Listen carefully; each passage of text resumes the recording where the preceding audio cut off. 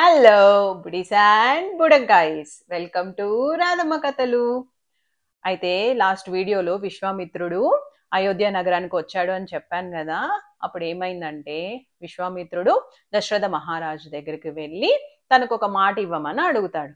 ఏంటి అంటే, తను లోక కళ్యాణార్థం ఒక యాగం చేస్తున్నాను, కానీ ఆ యాగం జరగకుండా రాక్షసులు అడ్డుపడుతున్నారు, ఆ యాగంలో రక్తమాంసాలు వేస్తున్నారు. అందుకని ఆ రాక్షసుల్ని సంహరించడానికి శ్రీరాముడు కావాలి, నేను తీసుకెళ్తాను నాతో పాటు అడవికి అని చెప్తాడనమాట. అప్పుడు దశరథ మహారాజు, అయ్యో శ్రీరాముడు ఇంకా చిన్నవాడు, నేను ఎలా అడవికి పంపించేది అంటాడు. అప్పుడు విశ్వామిత్రుడికి చాలా కోపం వస్తుంది. ఇలా సూర్యవంశ రాజులైన రాజులు ఇలా మాట తప్పుతారా అని అడుగుతాడు.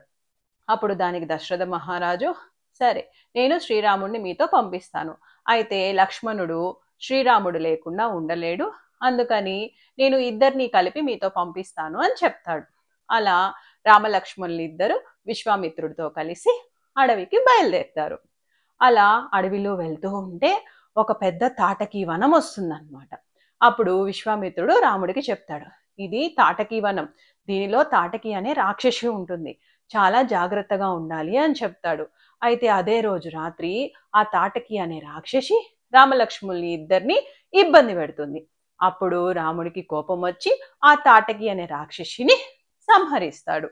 అలా అక్కడి నుంచి వెళ్తూ ఆశ్రమాన్ని చేరుకుంటారు విశ్వామిత్రుడు రామలక్ష్మణులు. తరువాత విశ్వామిత్రుడు రామలక్ష్మణులకి దివ్యాస్త్రాలను ఇస్తాడనమాట. అప్పుడు విశ్వామిత్రుడు మిగిలిన ఋషులందరితో కలిసి యాగం స్టార్ట్ చేస్తాడు.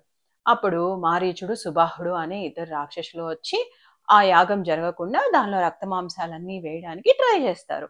అప్పుడు శ్రీరాముడు తన దివ్యాస్త్రాన్ని ఉపయోగించి ఆ యాగంలో ఏమీ పడకుండా ఒక గోడలాగా కడతాడనమాట. ఆ తర్వాత ఆ మారీచుడు సుబాహుడిని తన బాణాలతో సంహరిస్తాడు. అప్పుడు విశ్వామిత్రుడు చాలా ఆనందంగా ఉంటాడు. అయితే వెంటనే జనక మహారాజు నుంచి విశ్వామిత్రుడికి ఆహ్వానం అందుతుంది. ఏమని? మిథిలా నగరానికి రమ్మని. అయితే ఎవరి జనక మహారాజు, అసలు ఎక్కడుంది ఈ మిథిలా నగరం, తర్వాత ఏం జరిగింది అంటే, like, share, subscribe to Radhamma కథలు. Thank you.